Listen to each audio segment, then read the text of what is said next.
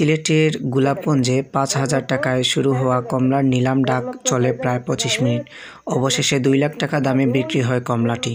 অনেকে বিষয়টি শুনে আশ্চর্য হলেও সিলেটের গোলাপগঞ্জে একটি কমলা বিক্রি হয়েছে ২ লাখ টাকায়। শনিবার রাত গোলাপগঞ্জের ৬ নং ওয়ার্ডের গোগারকুল ইসলামিয়া মহিলা মাদ্রাসার ওয়াজ মাহফিলে নিলাম ডাকে একটি কমলা ২ লাখ টাকায় বিক্রি হয়েছে। স্থানীয় সূত্রে জানা গেছে, শনিবার গোলাপগঞ্জ পৌরসভার ৬ নং ওয়ার্ডের গোগারকুল ইসলামিয়া মহিলা মাদ্রাসার বাৎসরিক ওয়াজ মাহফিলের আয়োজন করা হয়।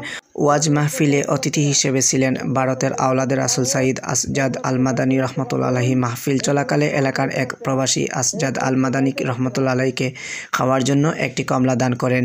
এ সময় তিনি কমলাটি ওয়াজ মাহফিলে নিলাম করেন। ওয়াজ মাহফিলে কমলাটি ২ লাখ টাকায় কিনে নেন যুক্তরাষ্ট্রের নিউ ইয়র্কে অবস্থিত জামিয়াতুল উলুম মাদ্রাসার অধ্যক্ষ মাওলানা হাফিজ ইয়ামিন। এ টাকা মাদ্রাসার উন্নয়নে ব্যয় করা হবে বলে জানিয়েছেন মাদ্রাসা কর্তৃপক্ষ। हजरत मौलाना हफीज यामीन साहब सिलसिलाए मदनी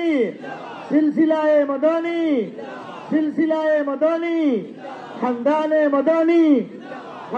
मदनी औलादे मदनी 1,80,000 টাকা 1,80,000 টাকা 1,80,000 টাকা 1,80,000 টাকা 2 हफीज यामीन साहब दामत बरकातुहुम 2 लाख रुपया 2 लाख টাকা 2 লক্ষ টাকা 2 লক্ষ টাকা।